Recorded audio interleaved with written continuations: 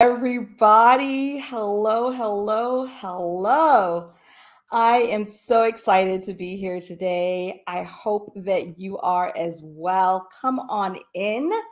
If you have registered for the Unplugging from Your Business Without Losing Momentum Founders Check In for August, then you're in the right place. We're so excited to have you.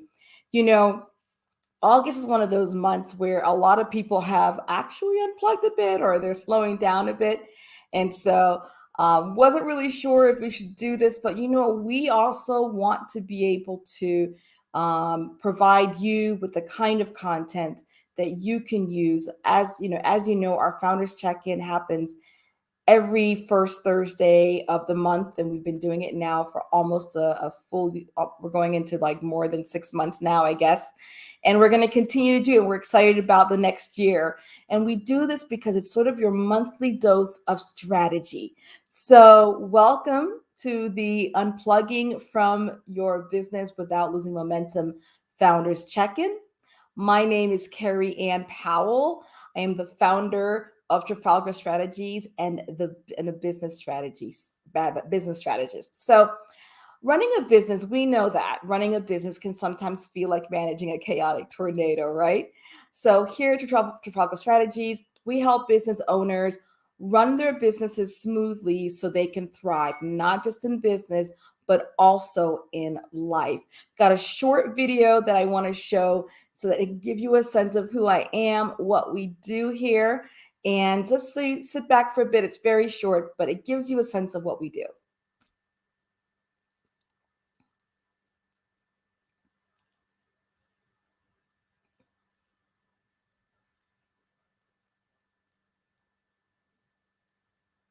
Organizers and hosts, particularly those that are catering towards industry, because they have to elegantly balance between the needs of the audience, SMEs, and Fortune 500s. And that is no easy feat. My area of expertise is in business strategy, and I work primarily with smaller companies. And I believe we have to first acknowledge that they have a unique set of frustrations that are very different even within the same industry. When I'm speaking, I like to carry the audience on a 3-step journey. I offer a bit of humor so they can begin to see that they're not alone in this topsy-turvy world of business that they're in. This peace of mind elevates them above the day-to-day so they can begin to envision what their business could look like, implementing new strategies and ideas. And then finally, provide practical tools that they can implement immediately with their teams. I mean, in the end, isn't that what we're all here for? Looking for a way to thrive?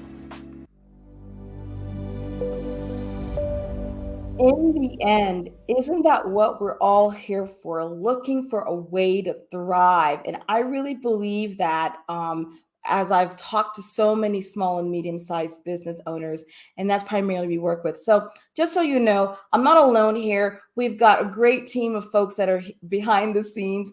If you have been on our founders check ins in the past, Edgar's behind the scenes doing all our slides. So, let's thank Edgar for all the work he does for us. And of course, Lovely is in the chat. You will see she's using my profile. So if you see me posting and commenting, it's not actually me, it's Lovely.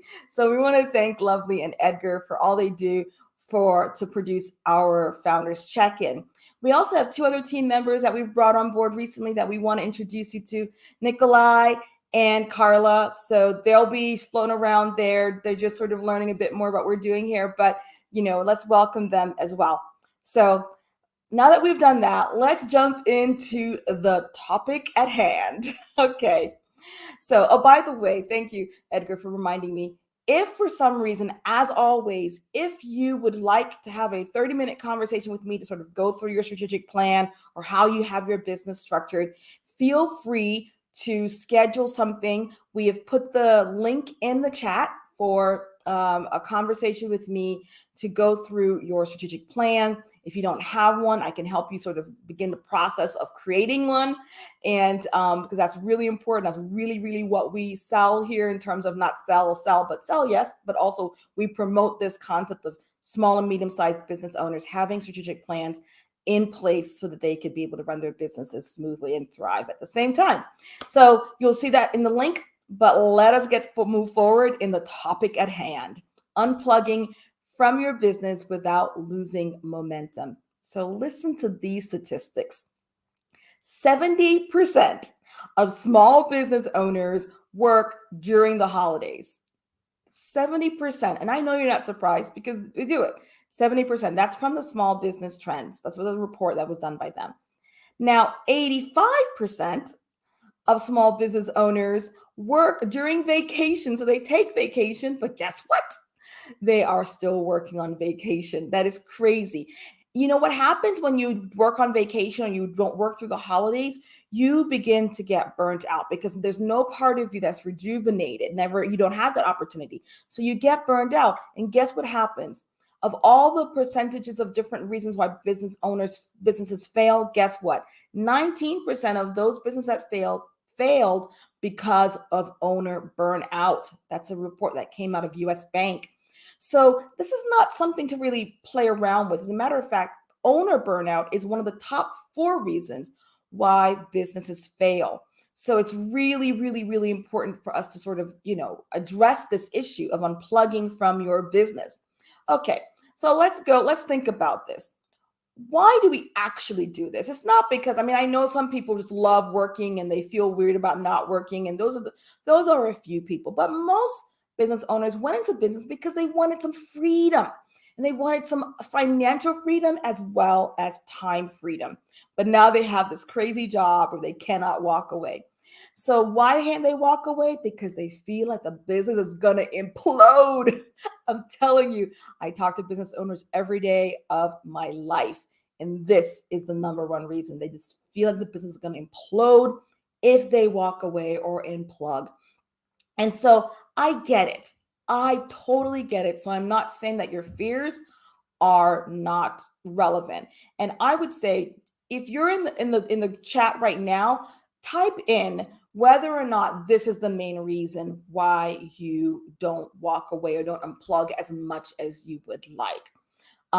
Just sort of type yes, I'm unplug. And if there's another reason why you don't walk away or you don't unplug as much as you would like, then why don't you put that in the chat as well? I don't unplug because this. I don't unplug because that. Obviously some of it might be because you might be worried about sales, or you might be worried because you can't really, manage the business without being able to, be there or be connected to it. Or maybe you are the one working in the business providing the service and you can't unplug there. But if you do have a reason why you don't unplug as much as you want to, I'd love to hear it. Just type it in and we'll just stop the thing once we keep going. But the boom, and the whole idea of it imploding is really one of the main reasons why people don't walk away as much as they would like. So let's address this issue of how do you walk away? The more valuable you are in your business, the less valuable is your business. I'm going to say it again for the cheap seats in the back. The more valuable you are in your business, the less valuable your business is. I think it was Ryan Deese that I heard say this, and I remember thinking such truth. And I know a lot of times you feel like, well, no, I'm the brain of the business. I'm the person who's the smart one. I'm the talent in the business or whatever. But here's your reality and your truth. So the more you have to be in the business in order for it to function, is the less valuable it is. So I just want to sort of operate from that context. And if you don't believe that to be true, then I would like for you to just sort of suspend your own belief and think about it from this perspective as we move through the conversation today. Can you promise to do that? Just say yes in the chat. Yes in the chat. By the way, I want to make sure everyone can hear me. I should have done this earlier. If you can hear me, just kind of chat yes too as well. So anyway, so you have this more concept, right? How do you want the business to be more valuable? The next thing we want to be thinking about in this context is, what exactly is it that you really want in your business? Because that's really what changes the whole conversation. what do you want? Some business owners are like, look, I am good. I'm rejuvenated. I'm healthy. I can step away if I can just be able to, know like have maybe I'll touch in one time during the time that I'm away or whatever that looks like. But you really want to know, what do you really want for your business? You may be one of those people who are like, look, I want to be able to have 4 6 weeks of long of vacation in the year. So whatever it looks like for you. So what do you want in the business for yourself when you said you were going to start a business? Then sort of, what do you want for your life? What is your life plan, your purpose, your mission, your vision? What are the things that are really, really important to you? And how does that structure into, particularly this question? You might be saying, well, what does my life plan have to do with anything? Because if you are an owner operated business, that is an important part of understanding your business. Because if your life plan is not aligned with your business vision, you are really in some trouble. So, what is your life plan? And then what is the business vision? Okay. So the business vision is what is the purpose of your vision of your business? What are your values? And what is the core strategic goal that you have, say, 15 years out? And once you sort of look at that and then look at your life plan and how you want what you want, if those things do not mesh, what do you tweak? You don't tweak your life plan, you tweak the business vision. So you go in and sort of figure out, okay, well, based on how I want to live my life, based on what I want in my life and what my purpose and vision and mission is in my life personally, then I need to tweak this in the business vision so that it can align more with that. Okay. So here's some bottom line. Unplugging looks different at each stage of the business. The majority of my clients actually have teams already and they're sort of moving along in their businesses. And so even though they're small and medium sized, they still have quite a bit of momentum going. But some of you may be solopreneurs still, and you're in that stage where you're doing the work yourself, everything. So it's a different stage of business. Yeah. So you maybe unplugging looks very different than if, some of my clients who have team members of 10, 15, 20 people. But either way, the question still remains, how do you unplug? But you just want to make sure you recognize that unplugging looks different for each stage of your business. Also, an emergency is an emergency, right? We're not talking about, you unplugging and never ever connecting around emergencies. But here's the thing. I want to encourage you to think about what's an emergency in your business and be able to, that requires you to actually attend to, and know that your team is attending to it as well. So whatever the emergency is, you need to be able to know, okay, this here is an emergency that I will have to attend to. If this happens, here's some, I want you to do this. I need you to do this. I need you to do this. If that doesn't work, call me. Right.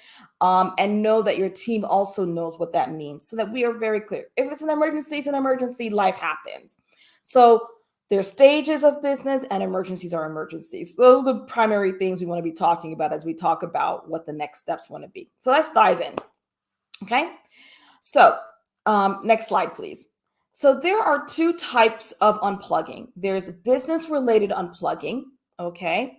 That's sort of, say you're going to a conference. Okay. You have a conference that you need to attend. That would also be you unplugging. So you need to be able to attend this conference, be focused. Either you're speaking or attending, whatever the case may be. You don't want to be like in the hallway doing this or on the phone, right? The next thing would be a offsite client work. So maybe you are operating in your business also as a provider of service. Many of you are service-based businesses.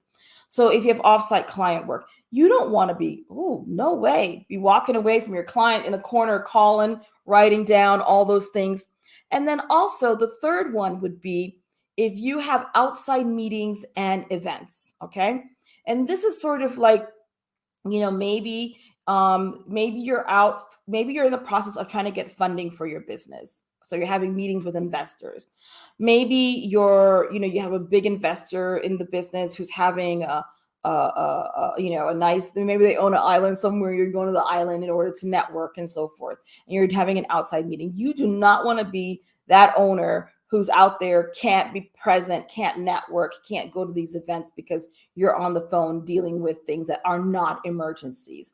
So these are business related unplugging events. Then you have personal and more rejuvenating unplugging events. Vacation is one, okay? Vacation is the biggest one. Um, you deserve to have a vacation. You actually need a vacation, okay? And how long a vacation is up to you, but again, I'm recommending try to start increasing your vacation time as time goes on. I think 4 weeks is a good time for you to be able to, rejuvenate. And if you want to expand to 6 to 8 weeks, whatever, but we do want to get you to a place where you really are having a long-term vacation. So vacation is a unplugging event that's personal. Also, you have a family emergency. If something happens to your family and you are in the hospital dealing with a major problem, or you have a family, you have to fly to your parents because they're having a problem, you don't want that. You don't want to be having to now go back and be dealing with what's happening in work. You want to be present for your family so that you can be able to get things done. And then the last thing would be any sort of personal commitments that you might have. Okay. Now, personal commitments can be anything from, you have a wedding to attend and you guys are going away for a wedding weekend in Switzerland, or maybe you have a funeral to attend, or maybe you are a part of a fraternity and you have always have this thing, and maybe you have your college reunion. These are personal commitments that if you can't go to these places without having to always be tied to your phone, then that's a problem as well. So you have business related unplugging, and you got personal related unplugging. So, okay, so now let's think about this. How do you actually, what is the process of unplugging? Well, first, we want to book things early on the calendar. As soon as you know something's happening, have it on the calendar. Also, start thinking, sitting down with your team and looking at the calendar a year out and saying, what do we have? And if you know you want to be doing vacation time, put that on the calendar. If you know that you want to be attending certain conferences, put those on the calendar. If you know something is happening, put them on the calendar way ahead of time. Okay. And then secondly, what you want to do is map out what projects that are going to be going on in your business during the time that you're going to be away. So not just projects, if there are cyclical things that happen in your business, if there are just things that you know that you need to be aware of, let's put that on the calendar and start having some conversations around how it's going to work. Thirdly, communication. You need to have exceptional communication with your team, moving and leading into the time that you're going to be off. I mean, what's going to happen when this happens? Making sure everyone's on track, making sure whatever client fulfillment, financial business stuff, operating stuff, sales stuff is happening and it is working well. So we all are clear. Exceptional communication is the name of the game here. And then the last thing I want to say is empowering team members as part of your normal operations in your business. So it's not just when you need to leave, right, or unplug, you're now giving them the processes or how you're going to do. How do you actually empower your team? So say, for instance, someone is going to do something in your team, one of your team members is going to do something in your business that you are the one who normally does it. Here's some ways to do it. You first want to tell them, verbalize that. You want to show them how it is done. Then you want to do it together. Okay. Then you want to be able to have them do it on their own while you're monitoring. And then you want to give feedback afterwards and also some real good encouragement. This is the process of learning. You know it. I know that you know this, but I'm reiterating it to you because sometimes we get so busy and it's like, here, do this, get this done. And you don't really sit down and say, does that person know what it is that I'm asking of them to do, particularly if it's something that you would normally be doing in the business. Okay. All right. So here are the 4 things in a slide. Book things early on the calendar. Map out what projects that would be in the time that you're going to be, out. ensure that there's exceptional communication leading up to that, and just making sure that you're empowering your team so that they know how to do the thing that you're asking them to do while you are gone. And you know what? If you do that, then maybe you don't have to do it when you get back, because now you've delegated an entire decision making. It's not just doing a task, it's also delegating the power to make decisions in the business. Yeah. Okay. So that's the process of unplugging. But there are some things fundamentally that really need to happen for you to be able, because I know you're thinking to yourself, well, Kerry-Ann, that sounds all great and wonderful. But the truth is, I still don't really have the capacity to be able to unplug. And I get that. There's some things that need to happen. One, you need to have an automated things as best you can. Automate things in your business as best you can. Automating basic things like if I'm assuming we all have bookkeepers. I've been preaching this since I've been doing the founders check-in. But if you don't have a bookkeeper and you're the one doing a lot of the sort of financial stuff in the business, accounts payable, accounts receivable, automate that stuff. Okay. Anything that's automatable, automate. Anything that's automatable, automate. You also want to systematize these things. Anything that you can say, this is how we do things here. This is what we do when we have a client conversation. This is what we do when we have a sales conversation. This is what we do when we are whatever. And look, don't feel any shame about it. There are a lot of things in our business that we haven't systematized quite yet, but we are in the process of some of those things. Do the big ones first. Yes, do the big ones first, then start with the smaller ones. But we want to have some systems in place. And then thirdly, you want to hire key team members. And what I mean by that is, as you begin to build your org chart and fill in your org chart, start looking at the people that in the organization that could do your job, not just your executive assistant, not just other people, but you want people who could actually do your job. Now, one of the things that I've really been that I push a lot of my clients to do is hire chief of staff or a chief operating officer. A lot of times they're like, well, Kerry-Ann, I'm too small to hire a chief of staff. And once they start getting them in, I have a client who just recently hired a really strong chief of staff. And she, for the past 6 months, I think has probably been traveling for 3 months. Obviously she is traveling for pleasure, but she does stay a little connected to the business. But she's traveling to really amazing places around the world, Indonesia, parts of Africa, parts of Asia, parts of Europe. She's doing a really great job because she knows she now has a strong chief of staff who's managing things in the business. So really start thinking about bringing that on board as well. Okay, so you've done that now. You're sort of created sort of fundamental things. What I have found though, so these are things that you can do right now to be able to start unplugging.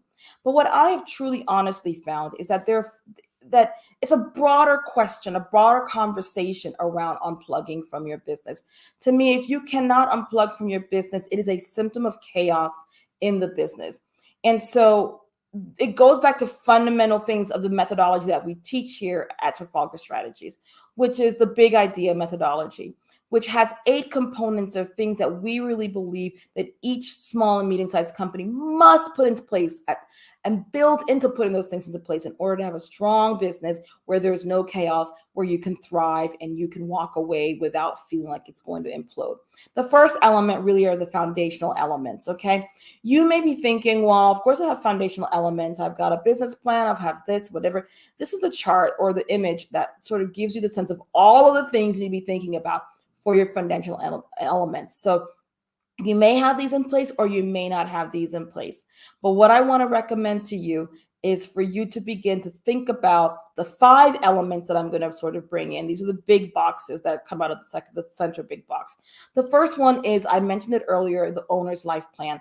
This is a hill I'm going to die on. If you don't think it's important, you go ahead. But I'm just saying, it's really important for you to know what you want in your life. Look, a business is an entity outside of yourself designed to generate business, to generate value for you, your stakeholders, meaning your business, your employees, your customers, your investors, yourself.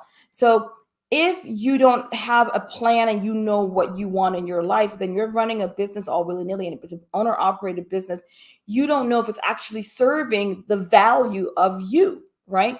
So it's important for you to sit down and sort of think about, what do I want? What do I really, really want?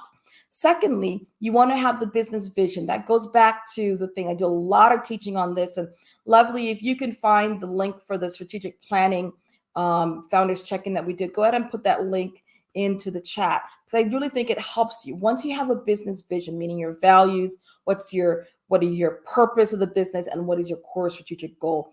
Here at Trafalgar Strategies, our purpose, we always say, is we're in the business of helping businesses thrive. So your purpose is really short, pithy statement that allows you to sort of encapsulate what it is that you do. And it's not about elevators pitching. It's about you knowing what it is that you do for sure. So then when you're thinking about how you move the business forward strategically, you know what your purpose is. So, and then of course, your core strategic goal is something that's a bit more lengthier, but it allows you to understand where you want to have this business in the next 15 years. What region do you want to be operating in? What's your revenue goals at that point? What do you look like for your employee teams? Like, what is this really going towards? So you have due north, something you're pointing yourself before. The third thing you need to be focused on is the state of the business. I sort of conglomerate everything in the state of the business as documents and ideas and concepts that identify what your business really is. Of course, a business plan, which I'm sure the majority of you have that, but also what's your exit strategy? A lot of people are like, exit strategy, I'm still building. But if you had an exit strategy, you would know what it is, what kind of company you want to be building. Yes. So your exit strategies are really important, that process. And also, being able to sort of figure out what the next step of the business really is. So in the chart that I showed you earlier, the image of all those little bubbles coming off of that, those are the things that we really help clients really go through and figure out, okay, all these, checking the box of all these things. Do we have that? Do we have this? Do we have that? Okay. And that's the one at the bottom right of that particular image. Okay. All right. So now you have your life plan, your business vision, and the state of the company. The next thing is your business model. Now, I know you might be saying, well, Kerry-Ann, that I know I have because I've been operating in my business. Yes, and maybe not. So you want to think about what your ideal business model is. You may think you're in the insurance industry, but maybe, I like to hear the story of people like when Starbucks began to realize that they actually were not in the coffee making industry. It's not a coffee shop. That Starbucks was really in creating a third space industry, creating a space where people can come and be able to spend time outside of their home and their work. So when they sort of, identified that to be true, then they operated from a different place as to how they operate. Obviously, they could be selling anything in Starbucks and it still be the Starbucks business model. Oftentimes, McDonald's considers themselves to be a real estate company, not a hamburger joint, because all of their buildings, they own the buildings that the franchisors, franchisees have. They have to pay rent to, and I think be able to purchase, I'm not really sure, to McDonald's. So they actually really are in the real estate business. So what business are you in? And then whether or not, and if you identify what business you're in, what's your ideal business model, maybe your business model right now isn't actually working. You need to tweak it. So those are the sort of things that we talk a lot about with clients. Like, okay, what's your business model? Is it working? How can you tweak it and be able to go from there? And then the last one is your product formulation. That's a whole process of how you formulate your product. How do you come up with ideas? Is there enough of a market for it? You may be saying, hey, one of the problems I can't do is get away is because I'm always having to sell, sell, sell, sell, sell. Maybe the way that your product is formulated isn't the best way. Maybe, maybe the need, you may not have a strong enough need for your product. And it's all around sort of understanding what the need is. And do you have and also if your current products are working, what's the next need for your customers, right? So that's all the stuff that we work on for product formulation. These are the fundamental elements that we really focus on in your business and make sure these are tight and solid. If you have those tight and solid, it gives you a better chance to be able to have a smoother organization, and you are more likely to be able to walk away. So the second thing is leadership. So inspired leadership. If you're a strong leader, one of the problems I think with leaders in businesses because we actually weren't born leaders. You don't just come out of the womb as a leader, right? So a large part of this is understanding whether or not you are leading and leading well. So there are three components of leadership that I like to sort of focus on. One is the leadership of oneself, okay? That is being able to say you're going to do a thing and do it. So, yeah, today I'm going to go work out and do it. That could show up in your personal life, and it could be show up in your individual personal life within yourself as a leader or love running an organization. So today I'm going to have 5 conversations with potential investors. So leading oneself, leading one's team, okay? How you lead your team is a really important aspect of it. Again, we're not all born leaders. So guess what? Pick a book up. All the leaders, all the great leaders that we follow and we respect developed leadership skills. It's a skill you can learn. There's no such thing as, oh, he was born leader. Yeah, he learned some skills. All right. So leading one's team, how you are leading your team, are you providing them the tools necessary? Are you giving them the strategic vision to be able to follow you? Are you being respectful? Are you, honoring their giftings? That is really important. And then leading one's organization. So here you're talking about how are you being the strategic leader in your business? Are you leading them strategically? Are you even hiring well? Do you have an organizational chart? Right. So all of these three things really sort of go into inspired leadership. People will run through doors if they believe that they're really have a strong leader. So we want to make sure that you are identifying your leadership and being able to strengthen them. So what's one thing, but the third thing that you want to be thinking about is rock star team. And I really believe that, I feel like I have a rock star team, but the rock star team is because first you hire well, self-motivated people who really are excited to be a part of something bigger than themselves, but then also that you are providing them all the things that they need to be able to bring their giftings to bear. Okay. One of the things that I notice about, leaders and how they hire, they sort of hire early days, small businesses, they'll hire based on personality. Oh, cousin Susie, this, whatever. And here's the thing, you can hire based on potential, but in the end, you really do want to be building an organizational chart based on function so that the people that are in your positions and in your company really do have a role to play. They're operating at their highest abilities, and that they are, being able to thrive and do things that they really enjoy doing, but do things that they're actually qualified to do. Okay.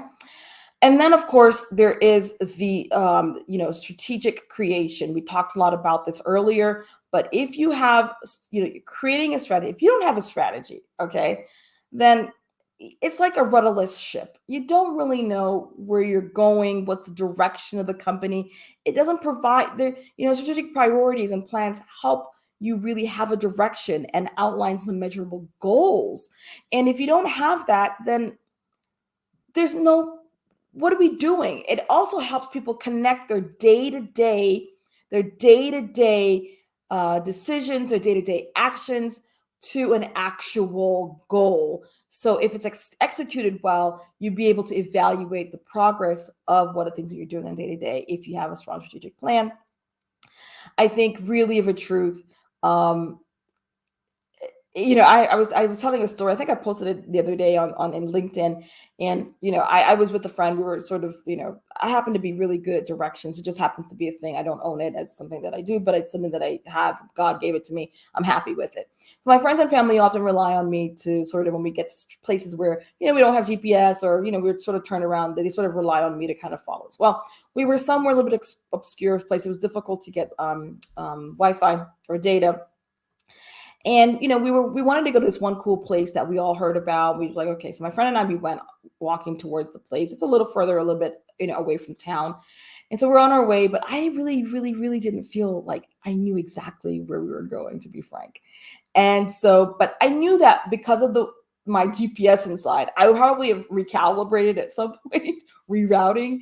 But I was really following the path that I knew we were supposed to go on, but I didn't have complete certainty.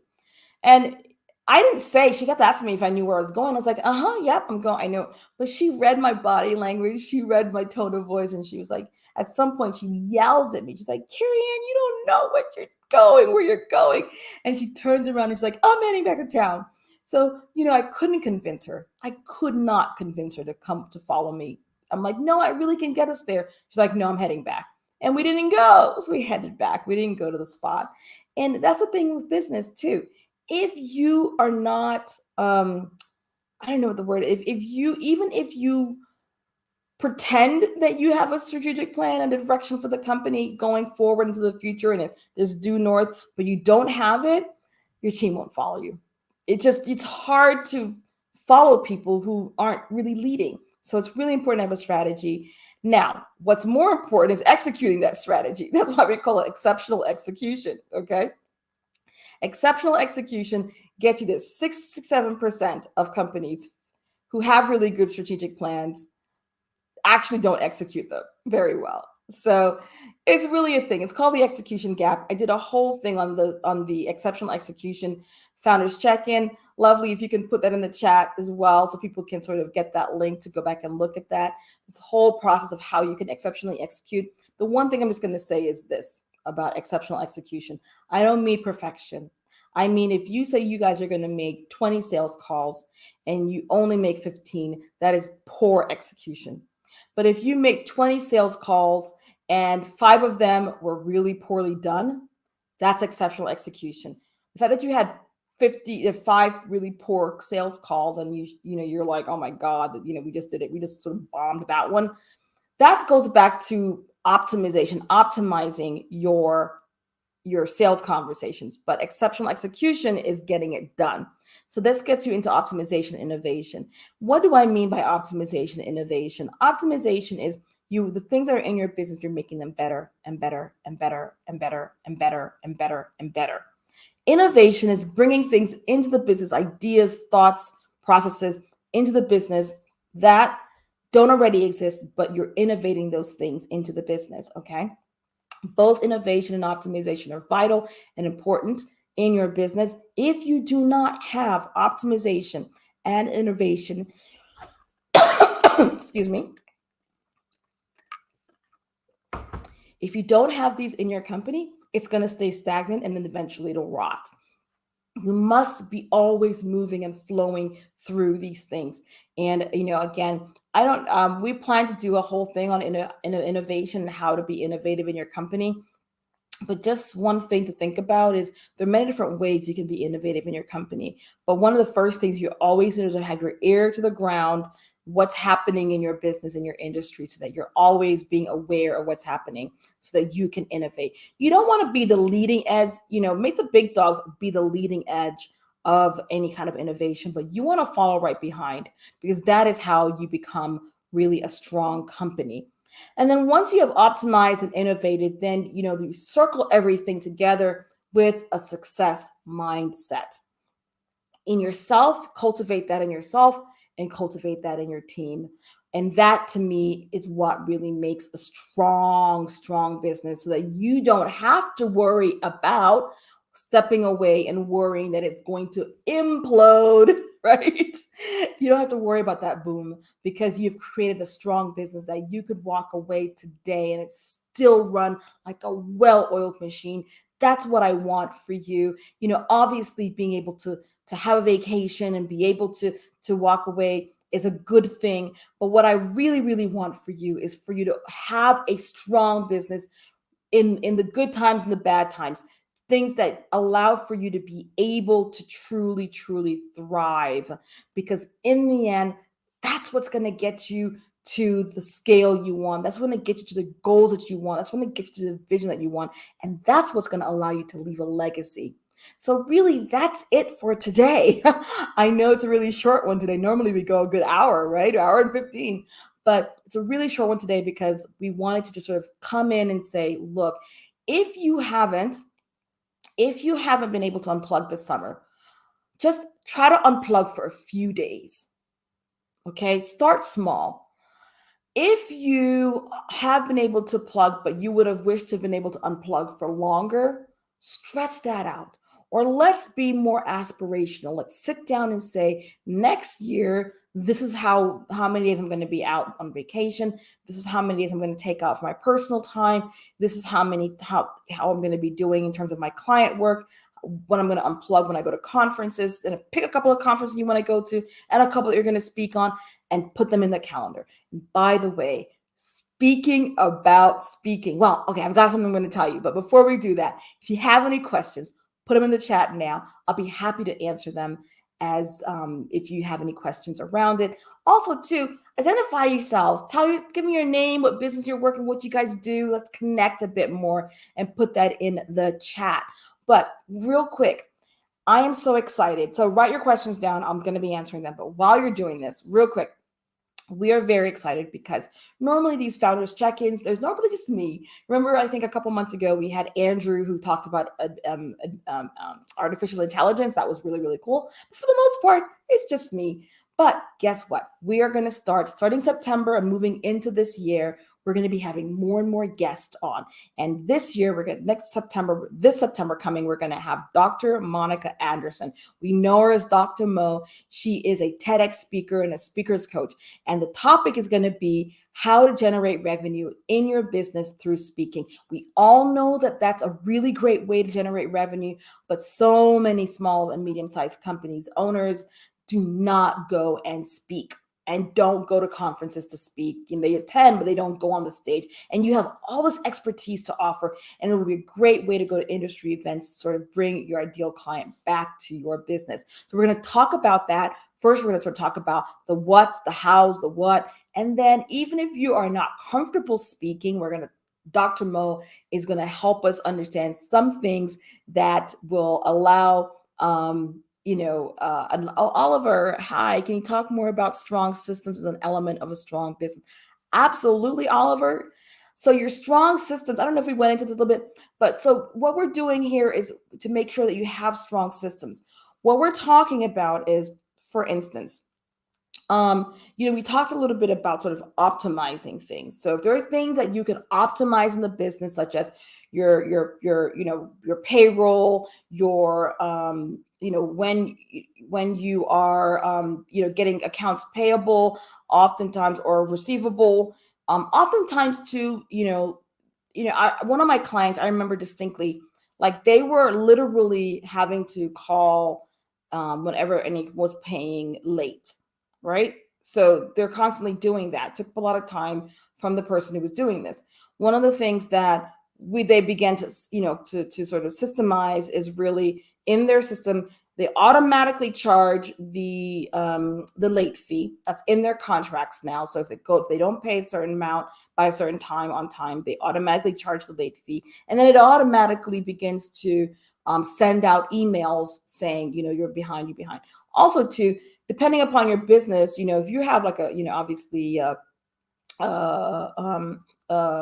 like an e-commerce business, then you're sort of just automatically pulling things off out of their paycheck or out of their card to purchase the item. But if you have ongoing service projects that you're providing to clients, sometimes it's a little bit difficult, particularly if you're selling into corporate, right? Selling to corporate, they have a net 90 sometimes, and how to be able to, they'll take 90 days before they pay. I mean, one of my clients, it took 12 months for them to pay. So one of the things that we talked about doing was creating systems where you sort of have, okay, this is going to be, 3 months is when there's a deliverable. 6 months is a deliverable. And so you'd be able to sort of break that contract down and then be able to get payment much faster through your systems. So there's lots of other things you can do to make things really more systemized, even to the point where, how do you make a sales call? You have those processes in place, okay? And you just go through, if someone's making a sales conversation, instead of having them create a script again, you have that script right there, and they're clicking a check. Did we do this? Did we greet the person with a smile? Did we greet the person with this particular statement? Did we do this? Did we do that? All of those things can be systemized and put in process so that it's enough. Of course, looky here. You could probably put processes in place for every single thing in your business. What I recommend is to do the big ones. Yep. How you guys get money in the business? How do you get sales? How do you collect your ready revenue in? Some of the big ones are how you fulfill right? I mean, I remember one of my clients, they would like literally when they were fulfilling for their clients. Now, if you, again, if you, for instance, I remember, I think I was talking to a woman who had a pet store, and she was having, she had 5 different manufacturers for all the different products she had in her store. And what we talked about was being able to basically consolidate all those different manufacturers to one so that this it can be systemized more. She can go in, click, okay, here I need to order that and get those things. Systems and processes are the name of the game. That's what gonna get you, Oliver, to scale. And once you can scale, woof, now you're cooking with mustard. Yeah. Did I answer your question, Oliver? Obviously, these are things that are way more complicated, and I would love to have a conversation with you if you would like. You can schedule a 30-minute conversation so I can understand a bit more about your business and be able to talk about what are some systems you can put into place in your business now. And I have, I mean, I have like a plethora of different softwares that I that I often recommend. So, if you would like a conversation, I'd be happy to do that offline. But hopefully that was helpful. Just sort of put a thumbs up or a yes, or if you have any additional questions, feel free to put them in the chat. So anyway, if there are no other questions, if you are, let's go back to Dr. Mo. So I haven't forgotten about. I'm really excited about her talk. So if you think that you wanna, if you've been on the fence about speaking, okay, or you have been speaking but you haven't been able to generate money, you want to be a part of this training. You want to be a part of this. So go right now. Lovely's going to put that link in the chat. Go right now and register. Click attend. You want to be at this event because we are going to dive into the real. We're not just talking high level. We're talking real stuff about how to get you generating revenue through speaking, even if you don't consider yourself a speaker. Okay, so go ahead and register. If there are no other questions, Oliver, did you leave us? Did it work? Yes, good. Okay, I'm hoping it. I hope your silence means that that answered your question. But thank you for joining us on our August Founders Check-in, unplugging from your business without losing momentum. We will see you next week with next month with Dr. Mo on the first Thursday of the month at 3 p.m. I think it's the 7th. And other than that, I know that if you're different parts of the world, different parts of the US, school's getting ready to go in soon. Some people still have a whole month of vacation until September. Whatever it looks like for you, enjoy this month. Try to do a little bit of stepping away and just really enjoy what I think is just the beauty of life. So thanks for joining us today. See you next time. Bye, guys.